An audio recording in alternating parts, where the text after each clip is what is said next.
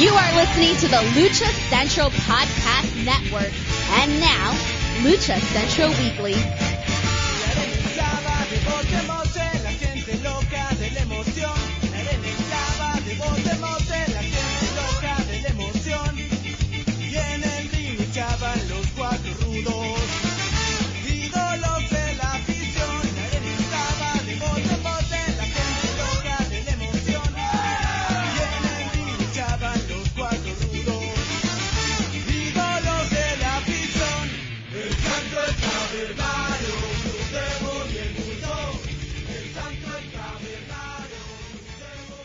Hello and welcome to the Lucha Central Weekly Podcast. This is the podcast that covers news and events happening in the world of Lucha Libre, talking Mexico-based promotions and top independents, along with luchador-related news from throughout the United States.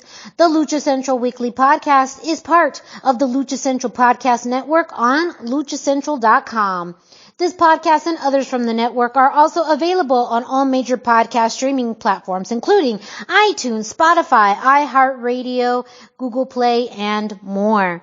And of course, a shout out to our streaming partners at thechairshot.com. My name is Miranda Morales, and I'm one of the co-hosts of the Lucha Central Weekly Podcast.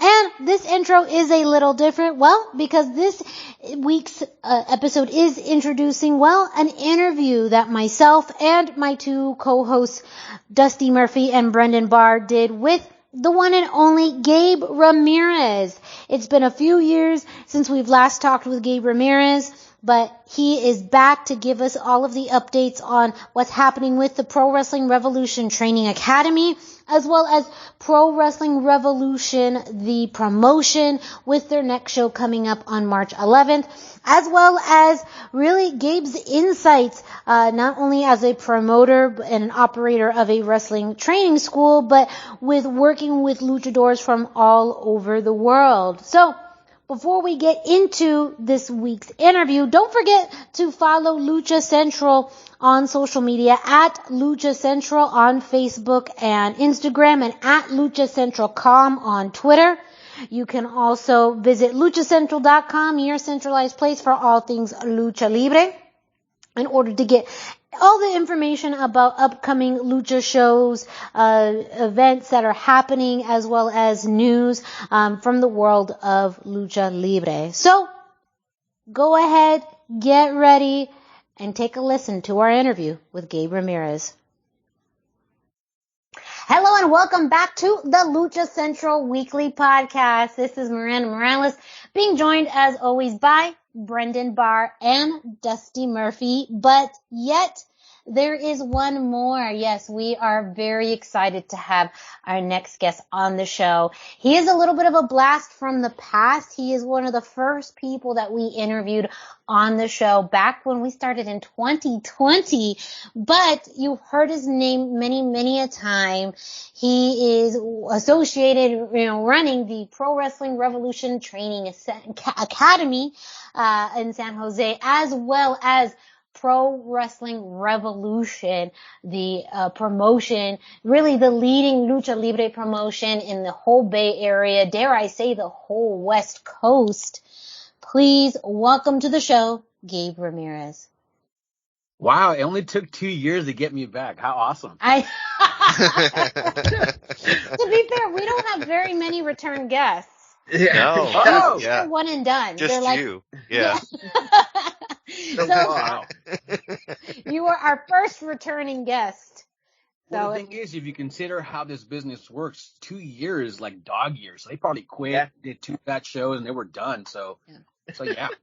We still here, and you're still here. I mean, not that we're surprised, but I would say that a lot has changed between when we first interviewed you and now, almost 3 years ago. Almost 3 years to the date. And when we first talked with you, it was really about how, Pro Wrestling Revolution, Training Academy was really adapting to, the pandemic and how you adapted to the pandemic. Can you let our listeners know how you came out of it and what's happening with the Academy now? Well, we came out of the pandemic, a lot better than, going into it as far as going from non-pandemic, from not knowing what's going to happen, the world changing, to going back out. I was very fortunate, to pivot and keep the academy going, via online. We did a lot of things that you normally wouldn't do in a person-to-person setting. We did a lot of, everything was through the now infamous Zoom, because no one knew it before, and it was Zoom, and you had a corporate account, and we had like 30 people online. And we did a lot of stuff, and we maintained and did things that normally, obviously, you can't do, but we did our best and we maintained. And I think I only lost maybe one student from the time that we had to shut down and the moment we were allowed here in our area to go back into a controlled environment with face covers and testing. But, I only lost one. I was very fortunate to be able to maintain that, and at the same time pick up the lack of shows, and picked up business when I started when I created the Lucha masks that became pretty popular for a while, and then kept that going. Now the pandemic's over and everything has definitely gone, I don't want to say back to normal, but for the most part we're back pre-pandemic as far as training and doing shows. Yeah, I mean, it was a really big deal when Pro Wrestling Revolution came back to San Jose after a year plus long absence, and seeing, of course, this post on social media, but even meeting your students, it looks like you, in some ways, never left, but also have this now new fire with the training academy. And if anything, having this new batch of students with more excitement than ever in the stage that you're able to provide for them, and even just the guests that you have at the training academy. I mean, no big deal, but you just had a really great seminar posted with Kento, and I mean, with Kushida, and like, it's just so, I mean, that's huge to have. So, kind of tell us more about, the student bounce back and the ability to bring in guests, to the center. Well, the bounce back, was, I thought it would be harder, but if you consider the fact that, everybody was locked in and couldn't go out and couldn't do anything, and the moment you could go out, everybody ran out and played, right? Everyone wanted to go play now. Everybody wanted to do it. I guess when people were during the pandemic, it was almost like, oh man, kind of like when you have a hangover, I'll never drink again. I'll never drink again. Now it's like, we almost died. Pandemic is, almost end of the world. I'm going to make my dreams come true. I'm going to work harder. I'm going to do this. I'm going to do that. So when we came out of it, it was crazy. People, wanted to do everything, but like everything else, once things start to stabilize, they kind of go back to normal. So the more things change, the more they stay the same, but on my end, I'm always on the move. I'm never satisfied. I'm the guy who's going to rearrange his bedroom 17 times in 1 year, right? Because, just want to make it look different or stay fresh. And, having the seminar with Kushida, is just part of it. It's something that I take great pride in, in expanding the relationship that I have with New Japan Pro Wrestling here in the United States, and other people that have come in, prior to Kushida coming in. I also had Bandido come in, and it's hard it is to have Bandido show up on shows because, he's so busy and so on, and not saying that he knows shows, but just saying the fact that he's always booked. I actually had him come in and work with my students, so for me, I'm blessed to have these friendships and relationships with people for such a long time. And then I get to extend that over to my students who, can say they've been trained by like Skyday, Lady Apache, have things with Kushida, Bandido, it's like they've done stuff with people from Noah, it's a long, long list, and I'm very proud of it. And I'm hoping my students understand that as much as I bring to the table, not to take it for granted, because not everyone does have a Bandido and everyone that comes into play over and over and over, Yeah, I would say it's not everybody. Nobody has that, at least in the United States. So you are truly in a league of your own, with that, with the guests that you have, with the relationships that you have with other promotions. And of course, the work that Pro Wrestling Revolution is doing all throughout, California and beyond. That is huge. So we're really excited to hear that the training academy, is really fully operational. You're bringing in these awesome guests for students to learn from, and building these partnerships to really allow them to see what that next level looks like outside of not just California, but outside of the United States, which Right. I think is super rare for a school to focus on. Well, it's necessary because, I say this to my students all the time. It's like the last thing I want to do is treat my academy like a karate dojo on the weekend where your mom put you in your little gi, and then when she picked you up, she brought you your chicken nuggets and a Sprite, and then you went home and played, your Nintendo. That's not what I want. I actually want to develop students who want to be professional wrestlers. I want them to have higher goals than just, a hobby wrestler per se. And there's nothing wrong with that. But if you are going to be a hobby wrestler, then be the best damn hobby wrestler ever. You know what I mean? Like, the work does not stop. You just can't half-ass training, because then you're just a half-ass wrestler. And that's not what we want to produce. No, and I think setting that standard, not only with you, but I'm sure the coaches that you have, and the accountability that the students have to put on each other, because Yes. that makes a world of difference, not just from your leaders, but from your peers. Sure. Because that's really a difference maker. Can you talk a little bit more about that too, with your students and how you see them hold each other accountable? Well, you also have to consider that some of the students I have been with me, for 5 years. You know what I mean? So we do have a core of people who just know that when certain days come up, that's day you train, and they're there come hell or high water. And a lot of them have become leaders just because they've seen how many people started when they were there. So, like, wrestler A shows up and there's like 5 people with him, and then maybe 2 months later, 3 are there. Then 5 years later, none are there. He's only last one there. So they do understand all the work that goes into it, and they do hold the new people that come in accountable, to explain to them, hey, I've been here for a while, and what you're being asked to do is not out of the ordinary. I'm doing it too. Whether it be from ring crew to passing out flyers, posters, anything that needs to be done, anything that's done for Pro Wrestling Revolution, it's not something that somebody else would do that I'm not doing already. I would never ask anyone to do something if I'm not out there with them. That's from flying ring crew, posters. I mean, you name it, I'm out there with them. Because if I don't lead by example, then who will? Mm-hmm. Mm-hmm. Absolutely. Yeah, really valid.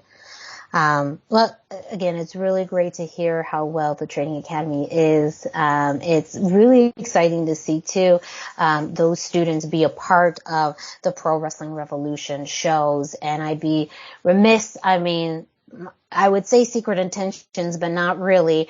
One of the main reasons we really wanted to speak with you again is to talk about this March 11th show.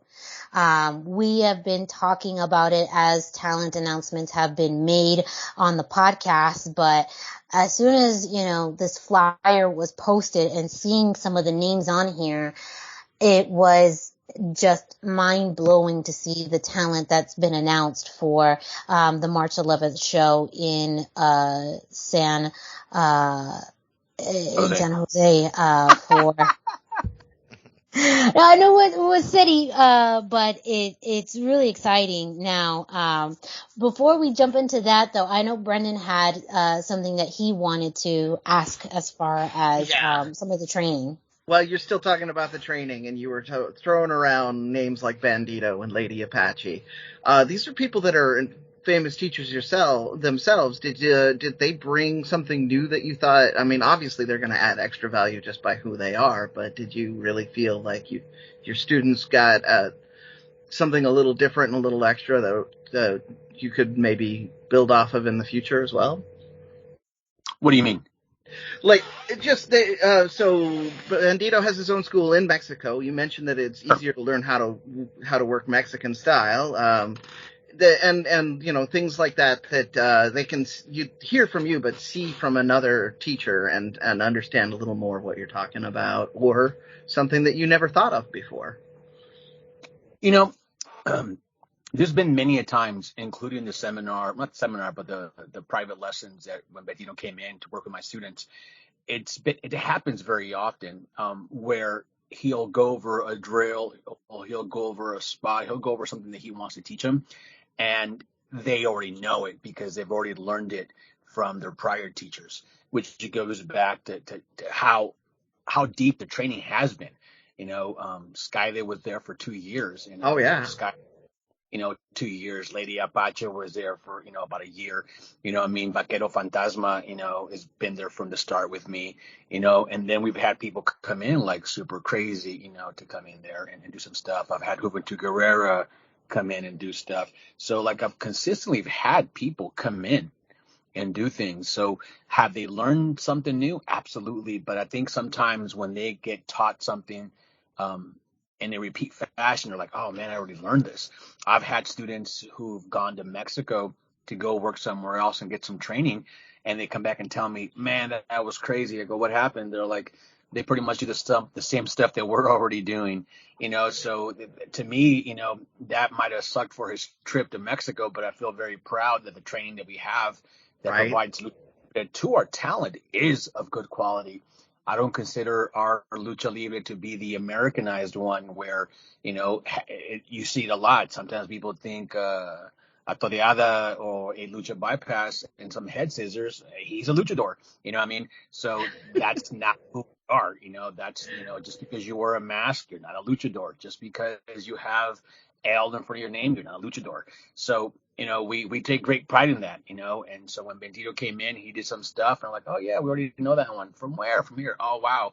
And then, of course, he still had tons of stuff that we've never done, but it is pretty, cool for us to see that we are doing the correct things, and we are, doing the curriculum that the rest of the world is also doing. Sweet. I may have to quote you on that next time we're discussing El Fantasma up here. So, just saying. And which one? The Vancouver gentleman who's in New Japan from time to time. Oh, okay. I thought you meant Fantasma from Mexico. No, Phantasmo. And this was the confusion I had the first time I went to one of their shows, thinking I was getting a very different experience. Oh, so you got catfish. I did. Yeah, you got lucha catfish. There you go. That is a whole topic for a whole new podcast. Yeah, Lucha I podcast, love it. We have the lucha catfish. But he doesn't claim to be a luchador. Just a lot of people think he is. So that one, yeah. Well, I'm going to segue back because it's hard. Unless Dusty, hold on. Before the train leaves the station, I want to make sure. Okay. No, I'm good. I'm okay. So going back to the upcoming March 11th show in San Jose, I think really the big announcement that first got this podcast talking was the announcement of Hijo de Vikingo coming to the show. And we had been following, the announcements once we heard that, the visa process went through with him, that he would be making more U.S. appearances. In some ways, it almost felt like you knew he would inevitably show up at Pro Wrestling Revolution, but to still see it. And that's just me, because again, I know the talent and the variety of luchadors that come to Pro Wrestling Revolution, but it just, made sense, more than some other places. It just always made sense. But I want to get, your thoughts and perspective about, being able to bring Hijo de Vikingo to the Pro Wrestling Revolution fans and your audience, because I know it was not a small undertaking at all, but to kind of, how did you lead to get to this decision? What made you want to bring him to Pro Wrestling Revolution? Well, I've always wanted to work with Hijo del Vikingo. The problem was the visa situation. Mm-hmm. And at the same time, working with AAA, and they're so busy, their dates pretty much had him, busy, as in like really not available. But it got to a point where, they wanted to have more of a presence in the States. So when the visa finally got approved, and again, I also have a relationship with AAA, I've helped them on many things and facilitated, working with them in many aspects. One of them including training Cain Velasquez when he actually made his debut in AAA.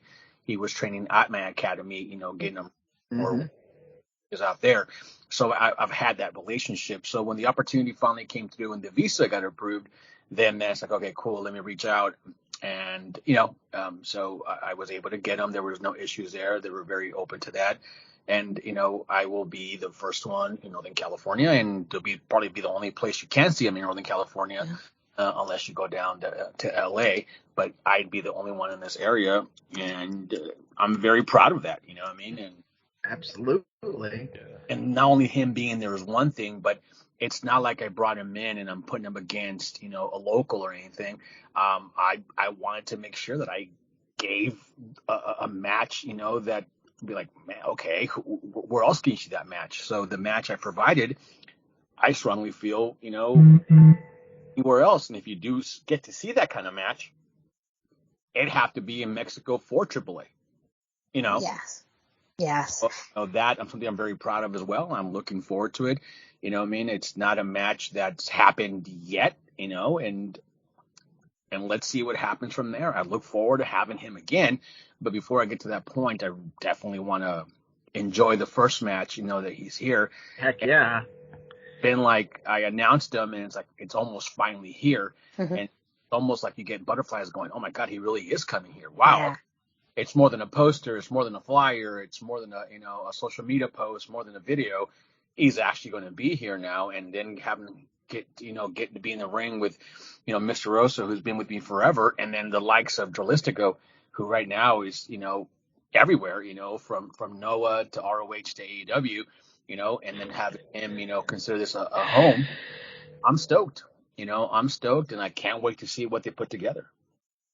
Yeah, that was something that we talked about, exactly that comment you talked about.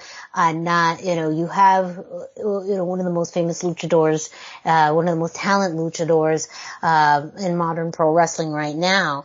And no offense to what anyone else does, putting him with local talent, but, one of the things that makes him so amazing is when he gets to work with other luchadors of amazing quality.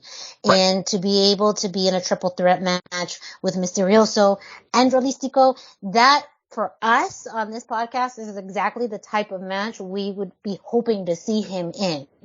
And I know Brendan, we literally had this conversation, about it too. So he may have some thoughts, but this one I think, is one that can provide the best skill set as far as, his agility, his speed, but also the other facets of the two wrestlers in this triple threat. Misterioso, is incredibly strong and uses that strength but speed in amazing ways. And Dralistico, like you mentioned, was literally all over the world right now. And I think this is really his time to shine because the spotlight is on him. Absolutely. I think he's really moving to have something to prove. So I'm especially interested to see his, dynamic in this triple threat. One of the, you mentioned Mr. Rosso, and I think Mr. Rosso doesn't get enough credit at our level of wrestling, independent per se, but he's been all over. He's just very quiet on social media. Yes. The guy to brag, the guy, but for those who don't know, he's wrestled in Korea, for quite some time. He wrestled in China. He was there in Dragon Gate for a good amount of time. He's trained extensively, at CMLL for a long period of time. And he's a big part, of the New Japan Strong, the New Japan, USA here, that events that go on. That's a lot of work. That's a lot of, and he does AEW as well. So he's doing a lot of things. It's just that maybe he's not getting, that social media love that others do. But he's in great shape. He's a second generation wrestler that many don't know, and he knows all aspects. He's trained CMLL, he trains with New Japan, he's gone to Dragon Gate, he's gone to Korea. So to put him in this match, it may be to some going, oh yeah, those two and him. No, you gotta actually, do your homework a little bit on someone like Mr. Oso, who's been with me for a while and wrestled guys like Caristico and Lindsay and so on. So now it gets to be a part of this match, which I think is a good opportunity for him as well to showcase who he is to the rest of the world, who's dying to see Vikingo live. Yeah. Now it's time for the rest of the world to see who Mr. Oso is because of someone like Vikingo and Drolistico. So I'm very excited to give him that opportunity to be in this match because I think it's long overdue for someone like him. Absolutely. Yeah. He's everything you said and more, because the more, you can't heap enough praise on that guy. He's fantastic. Yeah, absolutely. And with that, one of the interesting things too about, just again, the talent that is coming together, this is something that you're not going to see anywhere else because, again, this is truly, West Coast talent. And with, of course, you have, all of their international, acclaim and experience, but, this is truly, specific to NorCal and to your promotion. And so that too is, something to really hang your hat on because, I don't know where else this would even exist, but exactly that, the mindfulness of, how you put this match together, how these matches do come together. And I think fans are going to see something that they are not expecting, as well as literally something you won't be able to see anywhere else. And that simply happens because of the friendships and relationships and business things that you want to start. And that I want to start and have just because of how I want to keep things fresh. I know we talked about, Bandido being at my academy. Well, separate from that, though, is, I'm trying and we're in the process of doing a lot more work with Big Lucha, where Big Lucha will be more involved here in the Bay Area with me and doing more things on a regular basis. Hence, you've seen, Gravity on our shows on a regular basis. And then the announcement of Commander coming in for San Francisco at the end of April. And I'm trying, to keep that door open. And then there'll be opportunities that I'll be announcing pretty soon where some of my talent will be going to Mexico for Big Lucha and doing things out there. So there's a lot of stuff going on. And that's because it needs to happen in order for someone, for me to, for example, someone like Charisma who's wrestling Lady Apache. Lady Apache has been training her for a while. So, you got to give them that opportunity. There's nobody else is going to give an opportunity. If I don't give it to them, then who will? Mm-hmm. And you have someone like Viento who's been with me for a while. Now, he's was the King of Indies, went one-on-one with Drolistico. He's been in six-man tags with Bandido and so Lucha Solos. So you got to give these people who've been with you for such a long time that opportunity. Someone like Il Cucuy, who mm-hmm. just so quick and agile, so much he does, and people don't look at him because he is a mass guy. I don't know, but we have a lot of talent that being homegrown here, and it's not that I'm expecting somebody else to book him against a big name. I'm doing it. I'm putting mm-hmm. where my mouth is, I'm putting him in those opportunities. I'm putting Charisma versus Lady Apache. I'm putting Viento tagging out with Ray Horace. I'm putting Cucuy in there with Gravity. So, if I'm just trying to show the rest of the world that we have a lot of stuff here, there's a lot of talent here. And my guys are just not trained, quote unquote, lucha. We are training them on all other aspects as well. I mean, their mm-hmm. first Robert Thompson, who was he's a 30-year vet at this point now. He's been doing this for quite some time. So all the fundamentals and the American side is being taught. It's not like we're one-sided and we can't lock up from either side.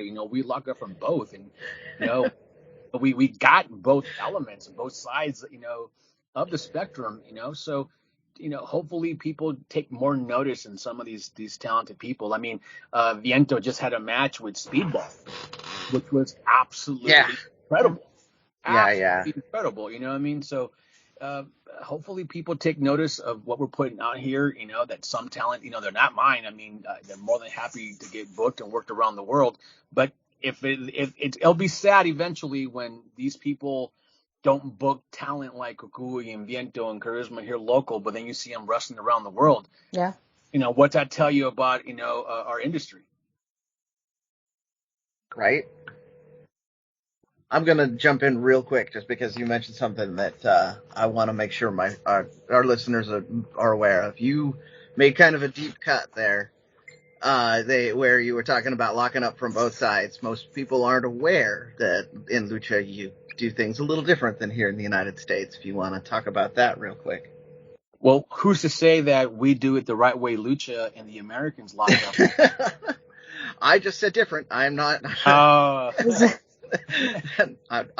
would say that the Lucha way is the correct way, but I'm biased, so. Well, it's just, different styles, the American side, you lock up, one way, and the Lucha side is just pretty much a complete opposite. And almost all the moves are pretty much universal. It's just some, are from the left and some are from the right. So, and it may seem very, very simple. Big deal, right, left. But when you lock up, on the right forever and you lock up from the left-hand side, you're like, wait, what? Because everything you do is a muscle memory. So, it's rough to go right to left and left to right. But my students are taught that, and they're taught, everything to be worst case scenario. And so it's a good opportunity for them, to expand themselves. I always consider everything we do in our academy like a full-time job. In order to have a full-time job, you want to be, multitasked and know as many jobs in one location so you have value. You know what I mean? Right. You can run 17 machines in a warehouse. Why? Because in case someone gets laid off, they'll keep you because you can run 17 machines.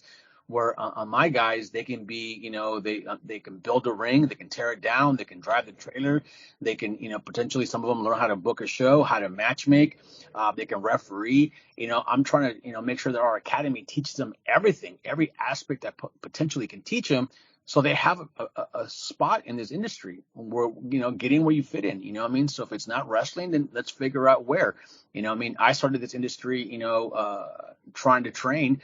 It wasn't my path, but here I am 25 years later, still, in this business, knocking on doors, and some are opening and some I'm knocking down and some don't open for me, but I'm still doing it. And I was never actually, quote unquote, a wrestler. So there's always room in our business. If you actually treat the business with respect and you put the work in, it'll give back to you. Absolutely. Yeah, I think Dusty was going to cut in with something here. Yeah, I mostly wanted to talk about the tag team situation where, like, as a promoter, what was it like for you to find out that one half of your tag team champions were signing with another company, leaving, but one half was not leaving? Like, you still had one half of your tag team champions with Drillistico, and, like, what was that like for you as a promoter? Well, as a promoter, you definitely say, oh, man, I lose a great tag team. But right. For me, I've known Dragon Lee for quite some time. And so I had already known, about his dealings with WWE. I was well aware, I knew what was going on. And for me, I knew it was coming. It was just a matter of, of time for it to actually, to be announced and happen. So for me, as a promoter, it does kind of suck, when you lose Dragon Lee, being on your shows. But, in the end, it's just another brother that I have that has moved on and that eventually, can open doors for me if ever needed. And if he does come back, he has a home. So as a promoter, yeah, absolutely, man. Not to be able to have Dragon Lee and put on those incredible matches, that does suck. To have your brother, get the light, the spotlight that he can do and deserve and be out there. I'm excited for him as well, but At the same time, I think it gives Dralistico an opportunity to showcase himself, you know, to get, I guess out of the shadow of his brother, Absolutely. tag match, and also being out of the shadow of Rush. He can be his own persona, but it all comes down how people want to use him. But for me, losing one definitely sucked for one reason, but I was very happy for him on the other. And for the time being, I'm very happy to still be working with Dralistico and keep that going for as long as that is able to continue, because with him working consistently with Noah and AEW and ROH, it's just a matter of time if somebody else, gobbles him up as well. Yeah, absolutely. His ascension to singles work in the United States has been really cool because he got the rub and the association with Dragon Lee, but now we're really getting to see him stand on his own and do his own thing in a way that he hadn't before, like a confidence maybe in him that we hadn't seen before, and it's really exciting what, at least in my opinion, what we're seeing him do now, even compared to his earlier work. Well, the thing is that, Lucha has so many name changes and juniors and Eco's 1, 2s, and 3s. Yeah. But Dralistico, actually was the original Dragon Lee. Okay. Mm-hmm. Dragon Lee, he became Mystico. You know what I mean? And then from Mystico, he obviously became, Dralistico now. But he's had, he's had a good run as a singles wrestler in CMLL when he was Mystico. It's just that when he transitioned over Dralistico, it was a rough time. The pandemic was going on. People weren't working. So when he finally came back and then he left and became Dralistico, the opportunities weren't there right away. You know what I mean? So, but he's a great singles worker, and then tagging with his brother. I mean, geez, how hard can that be, right? When you have a partner like Dragon Lee or La Facción Ingobernables, when you have the other brother Rush. I mean, yeah. And then you had his dad Bestia. I mean, they're just incredible people to work with. They're a very talented family, and so I think the sky's the limit for someone like him. So hopefully, on the selfish side, I hope he stays with me forever. But on the other side, possible. I know at some point he will be gone. Yeah. I was going to mention this during the Vikingo thing, but with him as well. Like, this is your chance. There is a massive difference between seeing Vikingo or Dralistico in a smaller setting like you offer a Pro Wrestling Revolution. It's the energy is different, the feeling is different, the fact that you can practically reach right out there and touch the wrestlers is just something you're not going to have the same opportunity to when they're doing big arena shows. So, right.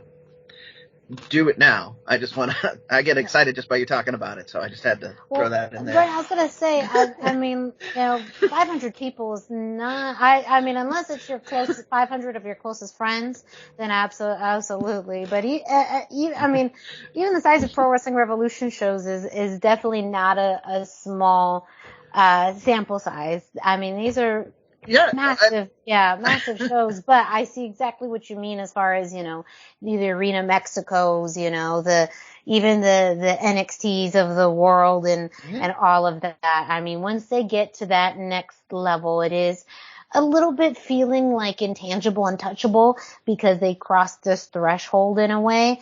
But, I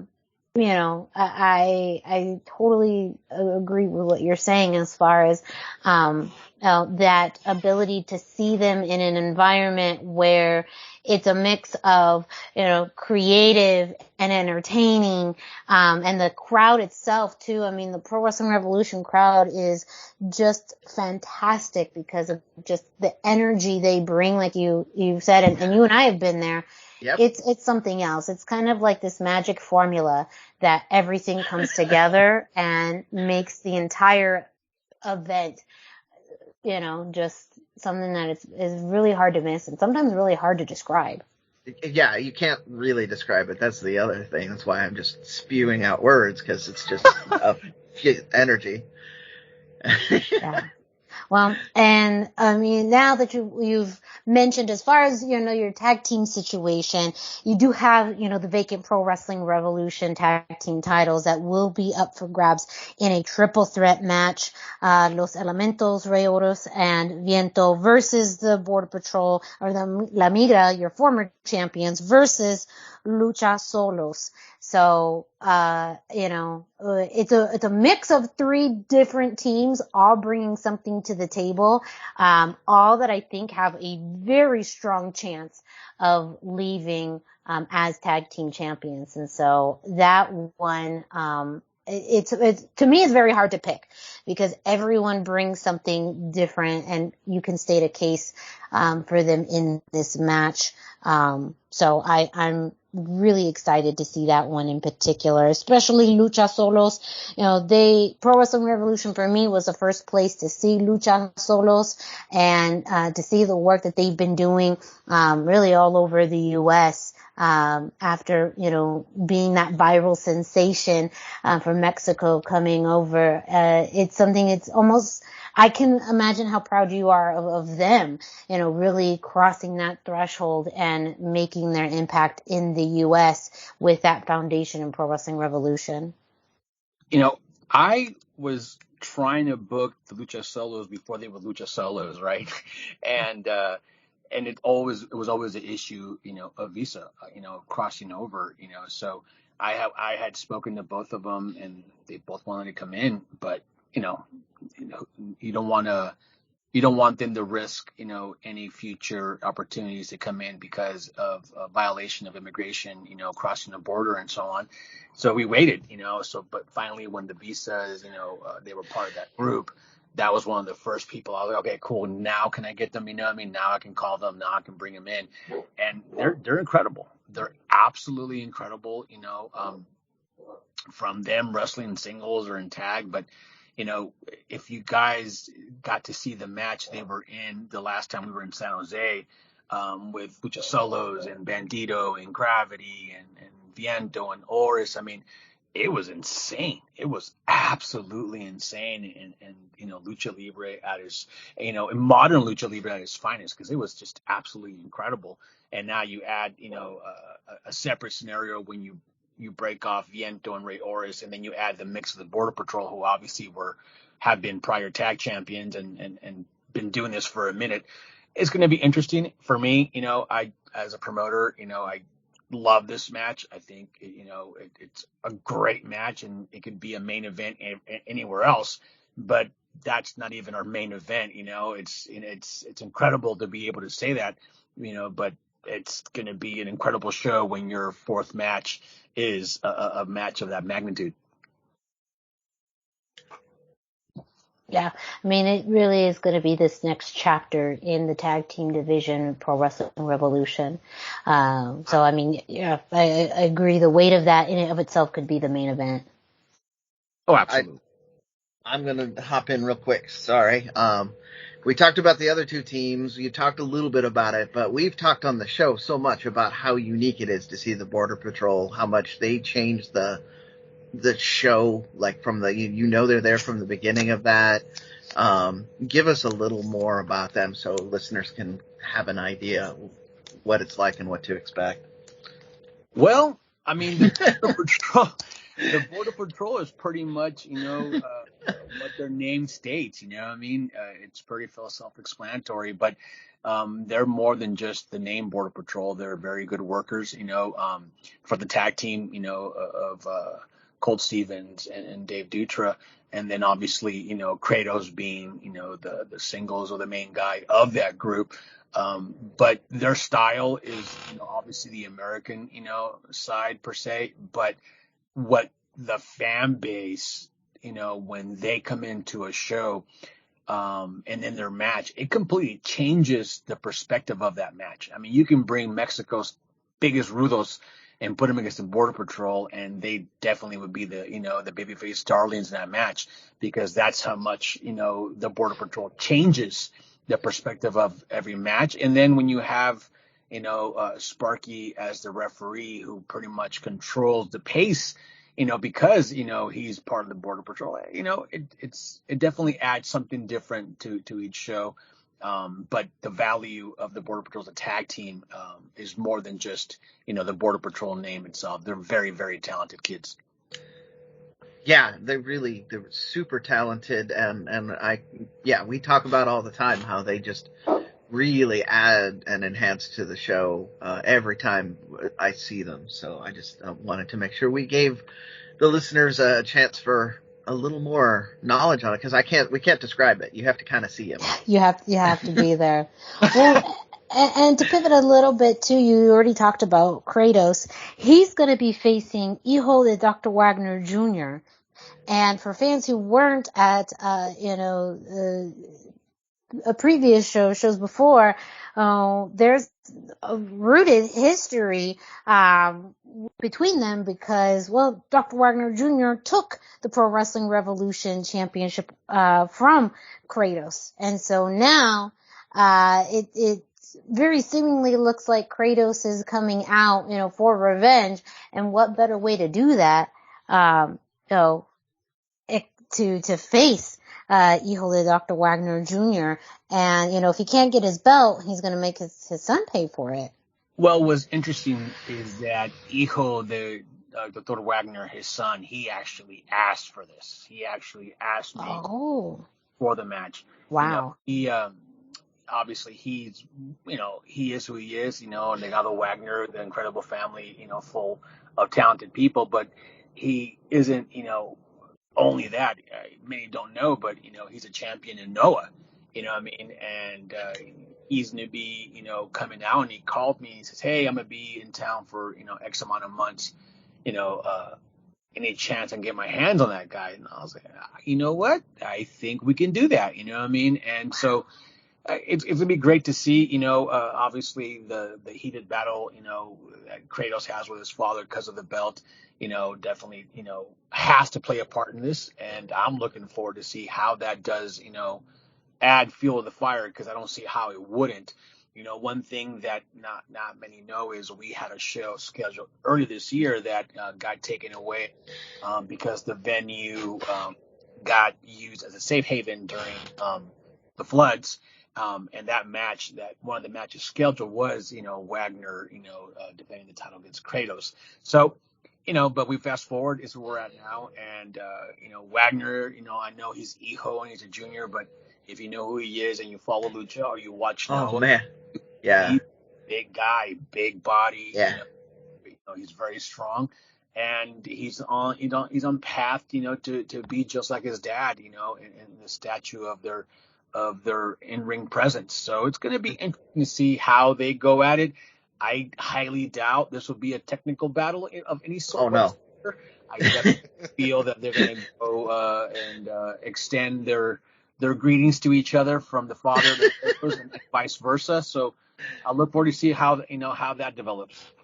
Yeah, I believe JR would call that one a slobber knocker or a hoss fight. So yes. Yeah. Whatever the equivalent in Espanol to a house fight is, that is what this will be, because you're exactly right.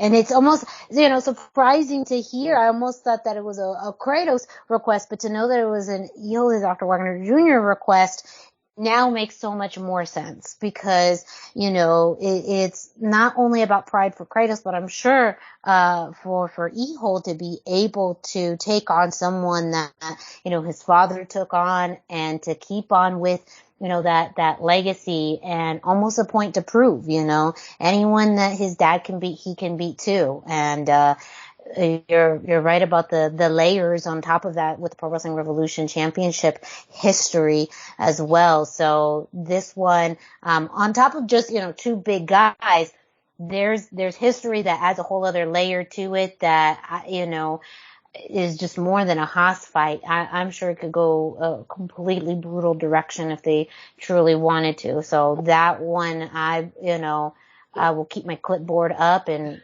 as far away as possible, because God knows what's going to happen. No, for sure. Something definitely to look forward. And again, another match that can definitely be a main event somewhere, and it's the semi here. Yes. The last match I want to touch on is something that you were talking about a little bit earlier with Lady Apache versus Charisma. And Charisma has been a product of the Pro Wrestling Revolution Training Academy, and really one of the talents that has been standing out and growing as a competitor. But a lot of that is in part due to, the training and guidance that she's gotten from Lady Apache. In contrast to some of the other matches that we've talked about, this one in and of itself is really lined with respect. Yes. And so can you share us a little bit more about that context? Because in some of the other matches, it's about championship belts and almost animosity, but this one is, more about, the present and the future coming together to really, build this women's division, and also, the future of women's wrestling in Pro Wrestling Revolution. Well, Lady, has been with us training on various occasions, for a good amount of time each time. And, she's taking, Charisma under her wing and taught her, and groomed her, from presence in the ring, outside the ring, how to do a promo. I mean, you name it. So this match right here is again, nothing to do with belts and nothing again with animosity. It's just a matter of setting the bar and see how far Charisma has come, to see, how much more she has to go. But also for Lady Apache to see, how good her training was, for the student. Did she teach her too much? Did she know more than she thought she did? So for me, I mean, it's a very great opportunity for them to wrestle. They've wrestled once before, and it was a very, I don't say it was a quick match, but Lady had pretty much the upper hand in that match. But a lot of time has passed from that, and she's had a lot of training from that, and she is getting, to do a lot of outside bookings now, where she's wrestling in different states and what have you. So she's a different person from the last time we met, and Lady knows that. But again, I think Lady Apache has forgotten about more lucha than we will ever know. That's true.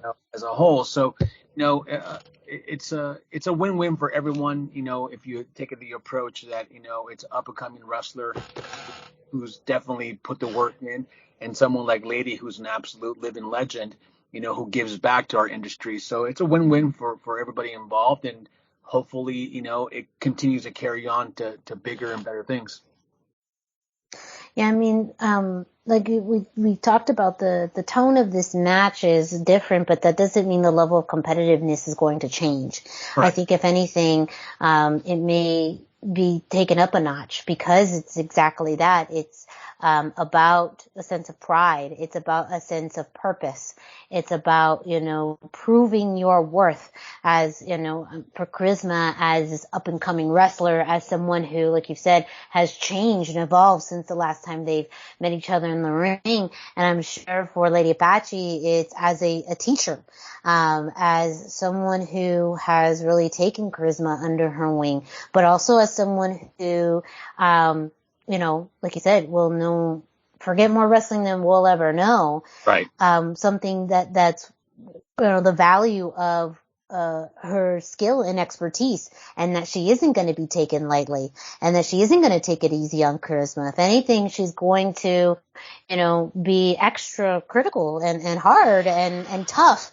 And that, if anything, can sometimes be more intimidating than any championship, any, rivalry, because it's a huge sense of pride. And I know it's a total. Those who know Lady Apache know that she's very competitive, period, so, whether it be a game of checkers or playing marbles, she's very competitive. She always wants to win, so, I don't see her giving any, special treatment to Charisma or any other female or male for that matter, so I look forward to a very good match, and, and also setting the bar to see how far, Charisma's come as a wrestler, how much more Lady Apache can teach her. Now, there's a lot more matches that we will be covering specifically on the Lucha Central Weekly podcast. Brendan, Dusty, and myself, we are going to be recording a full preview episode for the upcoming Pro Wrestling Revolution March 11th show in San Jose. So make sure you stay tuned to our future episode where we're going to be breaking down all the matches, all of our analysis, and our predictions, thoughts, all of that. So, Gabe, thank you so much for your time. Can you let our listeners know where they can follow you on social media, where to go to, what they need to get in order to be at the next Pro Wrestling Revolution show or train at the Pro Wrestling Revolution Training Academy? Well, follow us on social media at PW Revolution across all social media. And, you can follow us there for all the information from our events, obviously March 11th for our event, April 29th.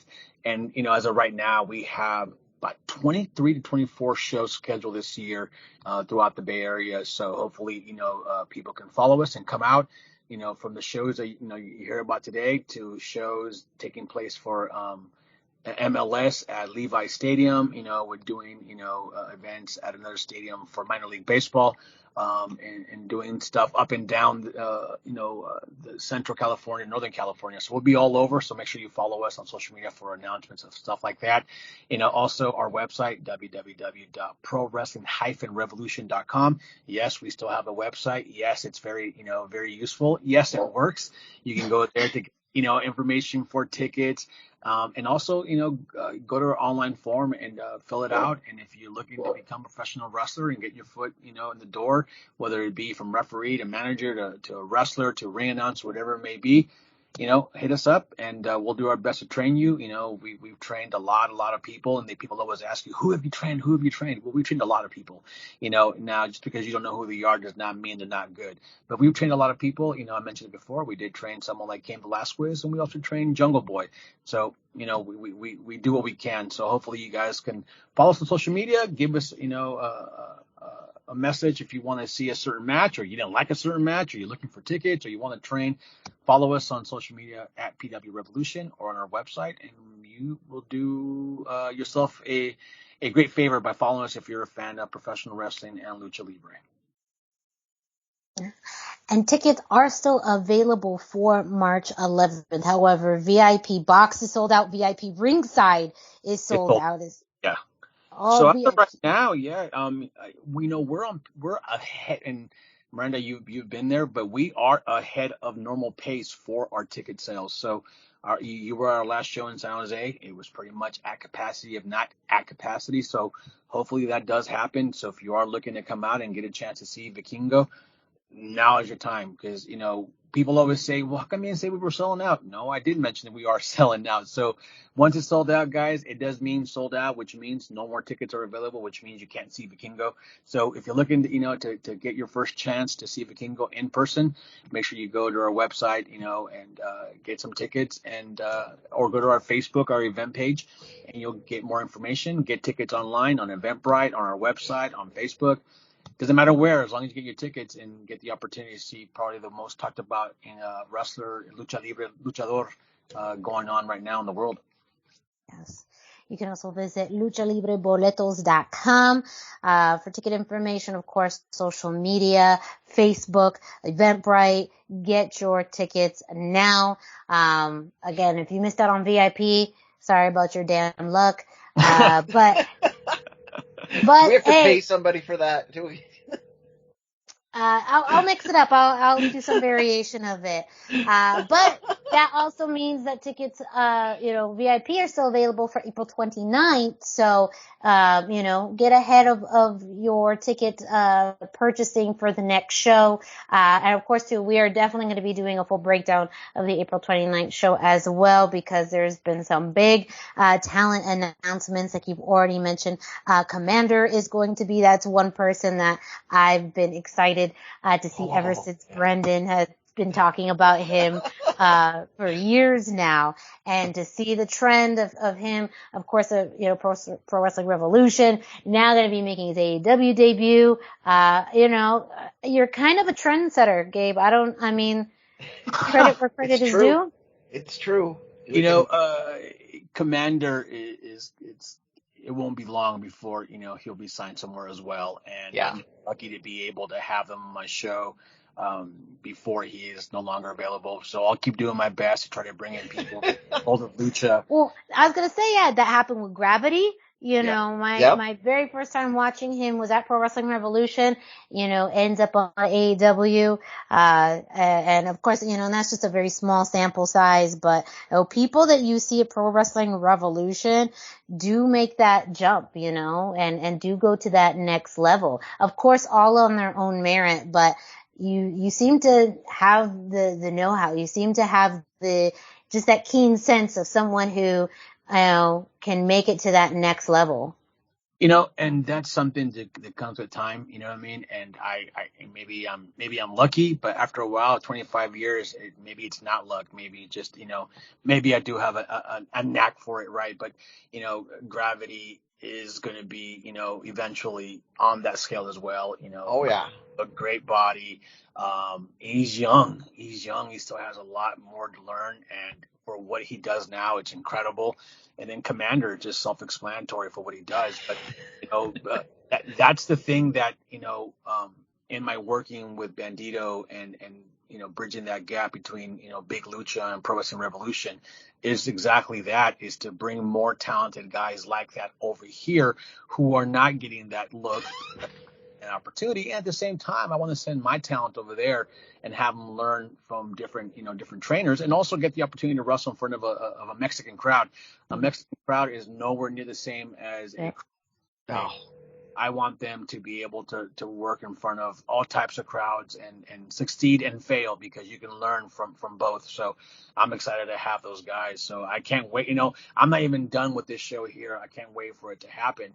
But, it's hard not to want to look, to April when you have a Commander and Gravity and Wagner and and Lucha Solos and everyone that, and also the return of Drago and Aerostar. So, one show is packed and we can't, get past the fact all these great talent, but then here comes April with, an equally packed show. So I can't wait. I can't wait for this one to happen and then move on to the next one and make that one happen and then continue. And next thing you know, we'll be here next year doing it again, or in your guys' case, I'll be back in 3 years to talk about the next show. Yes, of course. No, it's going to be shorter returns for the next visit. It will be a shorter one, but at that point, maybe the Pro Wrestling Revolution Training Academy franchise opens.